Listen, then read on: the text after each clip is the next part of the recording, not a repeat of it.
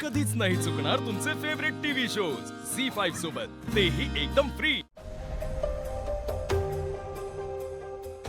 पूनम, रिया, तुम्ही आज इथे आलात आमंत्रणाला मान देऊन छान वाटलं मला, पण मला थोडं बोलायचं होतं।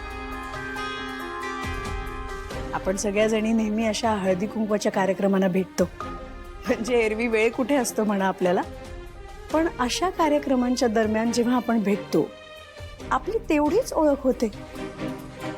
अशा थोडक्या ओळखीवर एखाद्याला पारखू शकत नाही ना आपण। आणि मी स्वतःला हेच समजाव, अनुभवातून शिकले मी।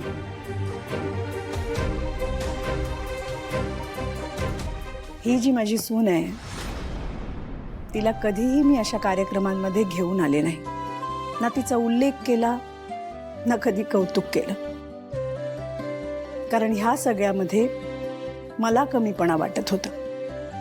तिच्यात कुठलीही कमी नाहीये। तिचं राहणीमान जरी वेगळं असेल ना तरी आपल्यासारखीच ती एक स्त्री आहे।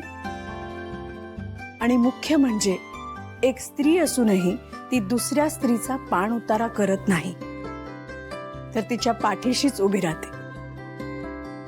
याचं उदाहरणच द्यायचं ठरवलं तर तिच्या वस्तीतल्या एखाद्या मुलीला कोणी छेडलं तर त्या छेडणाऱ्याला ती आयुष्यभराची अद्दल घडवू शकते।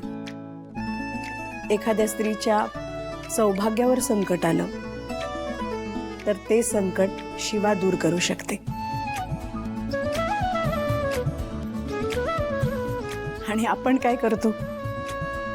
आपण मैत्रिणी भेटतो आणि एकमेकींविषयी गॉसिप करतो। मैत्रिणींविषयीच कशाला, कधी सुनेबद्दल किंवा आपल्या सासूबद्दल गॉसिप करतो। पण माझी शिवा अशी नाहीये। ती दिसायला जरी वेगळी असली तरी विचारानेही वेगळी आहे।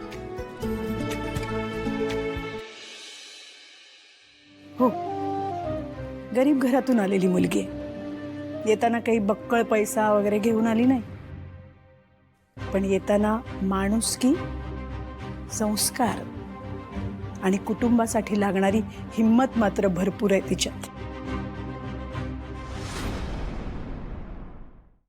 सीता, जाऊ दे ना, सोडून दे ना विषय।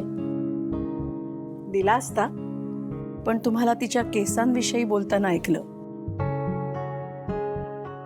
केस वाढवायचे की नाहीत हा सर्वस्वी तिचा निर्णय आहे। प्रत्येक मुलीचे केस हे लांब सडक असलेच पाहिजेत असं काही नाही ना। त्याने तिचं सौंदर्य कुठे कमी होतं? उलट तो तिच्या ओळखीचाच एक भाग आहे। म्हणूनच केसांच्या लांबीवरून तिला नाव न ठेवता ती व्यक्ती म्हणून कशी आहे हे आपण जाणून घेऊया ना। झी5 ॲप डाउनलोड करा आणि पहा सर्व एपिसोड्स एकदम फ्री।